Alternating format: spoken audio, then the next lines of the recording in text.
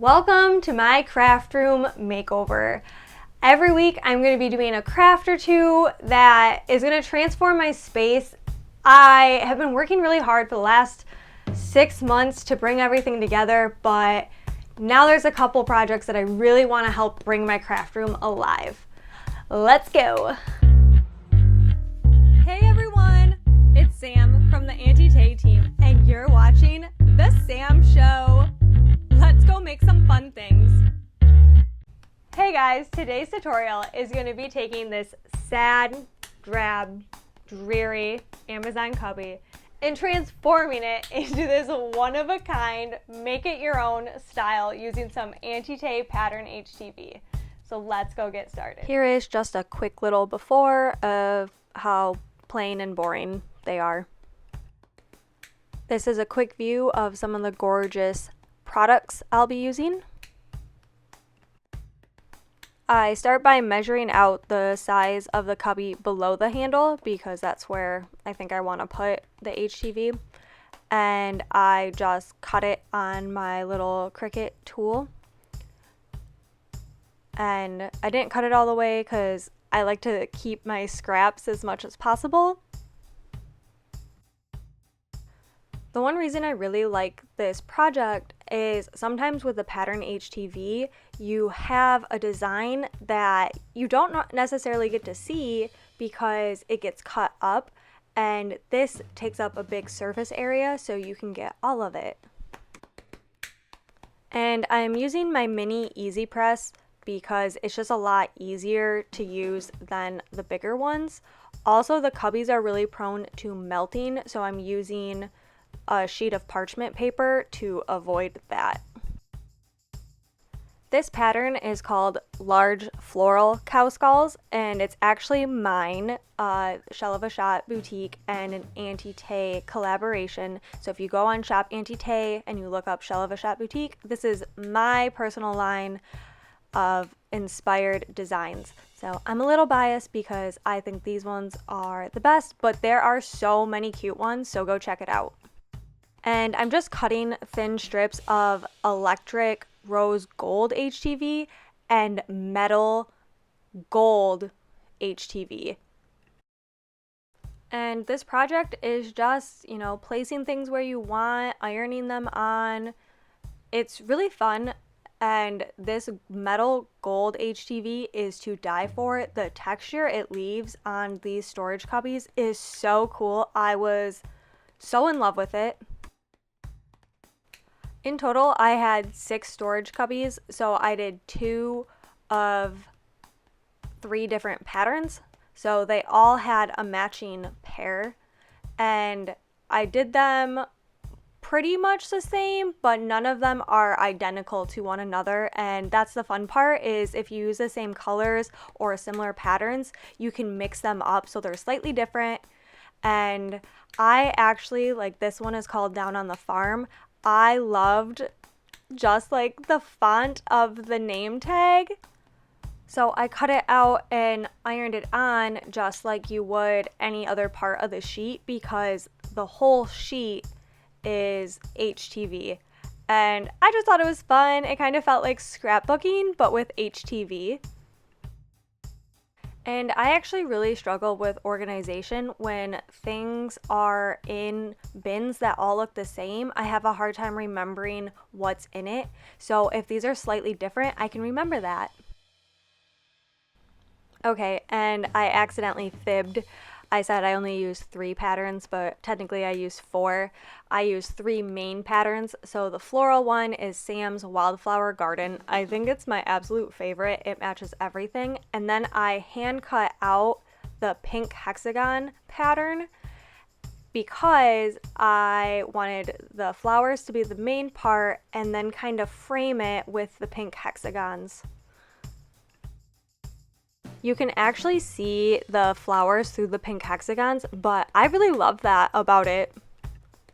And then I put Sam's Wildflower Garden on top because obviously Sam is my name, that is me. But even wildflower or garden or both of it together would be super cute, and it would help you remember what is in that specific bin. Now you can see I'm measuring the handle. I hate the handle so much, and I had this idea with these jumbo popsicle sticks that I have that if I cut them to size of what the handle is when it's folded, that I could make new ones because I don't like how the original ones are really floppy. I just took a pen and a ruler and marked all of the popsicle sticks out, and I just took a regular pair of my multi-purpose scissors and cut them, and they cut pretty well. You just want to cut kind of slow so you don't crack them. And then I double checked to make sure that it was a right fit before I just traced the one I had already cut. So it was a lot faster. I didn't have to measure out every single one. And I did that for all 6 cubbies. And then I just cut them all out, and I took my Dremel and just sanded the ends because the corners were kind of sharp. And then finally I took Onyx chalked up paint color and painted them black because it matches my decor. Finally, I just took a hot glue gun and hot glued them right onto it. Now, I just left it at that. It's super cute. If you wanted to take like twine or ribbon and wrap it around the handle, I think that would be super cute too. These storage cubes can be so expensive, so if you can get cheaper ones or upcycle ones you already have with a quick little makeover, it's such an easy project. And look at them! They're all slightly different, and I didn't want to put pairs by each other. I like the mismatching look. But stay tuned, we have one more craft, guys. Another amazing Amazon find were these hexagon corkboards. All it took was a little bit of paint and some felt flowers to completely transform them and really change my space. But let's go see a little bit more about the process. So I started painting all these hexagons, different shades of pinks and greens and grays, and then I stenciled on top of it, and I hated it. It was not the vibe I was going for at all. And then I actually painted them green, and I didn't like that either. So finally, I painted them black. And if you don't like the corkboard texture, if you put 3 or 4 coats of paint on it, it'll go all away. Since I wasn't doing stenciled flowers anymore, I decided to do rolled flowers from the Auntie membership, and they're under the paper files, but I'm using it for felt because I love making felt flowers versus paper. And I like buying felt by the yard, especially if I know I'm using it for felt flowers. It just seems a lot less wasteful that way.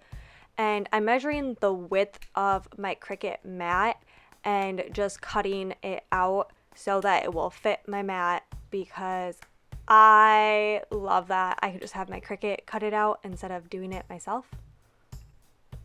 And I put it on the pink fabric mat, and I also use my rotary blade cutter on my maker, and I cut it on just a regular felt setting. There are a lot of different types of felt thicknesses, so it's a little complicated sometimes until you figure it out what's best for your machine. And then I get impatient because I load up a whole sheet to get cut at once that I just start peeling them off as it's time to go.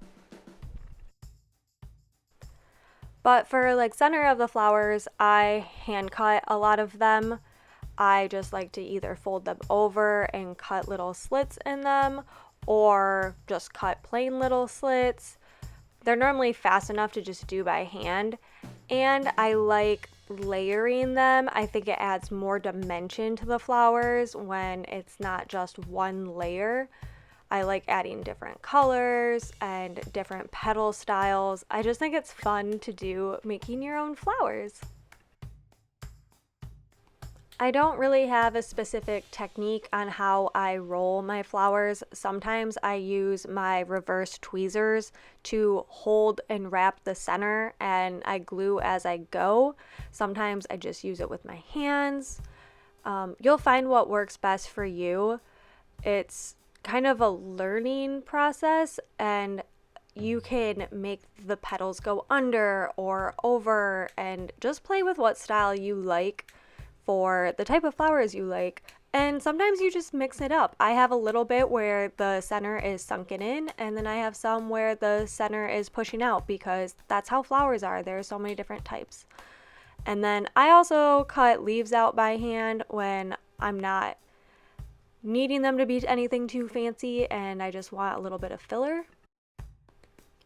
Okay, and then what I did is I just took little push pins that I had and I just hot glued them on to the little flowers.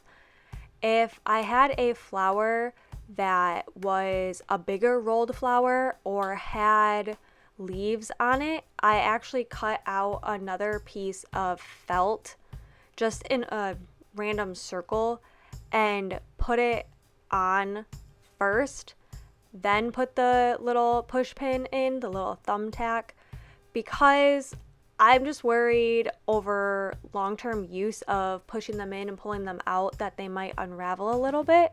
So if I thought one wasn't secure, I just added some glue and a little extra structure. Okay, like this big one here, you can see all the little layers in it. So I really wanted to make sure that I cut a circle out, and then I cut a little slit in it just so it hugged the back a little bit better. It really seemed to make them a lot more sturdy. I took chalked up paint in the color Fern and painted these kind of lime green clothespins to a more, well, fern green color. The kit I had already had some light and dark pink colors, but the lime green just wasn't vibing with the rest of it. Then my husband and I tried to figure out how we wanted to map the hexagons on the wall. They do have an adhesive back, and I have no idea how strong the adhesive is, but they're on my wall, so I don't know if they damage your walls or not. But we hung up my little paper tray that's for my printer, and we just kind of mapped out. I wanted the hexagons to fit where they would go naturally if they were all next to each other. And that's it. I started adding my little push pins all over, and what I love about this is I can change it out for different seasons, or if I just want to make more, move them around. And I love that it brought the hexagons over to that side of the room.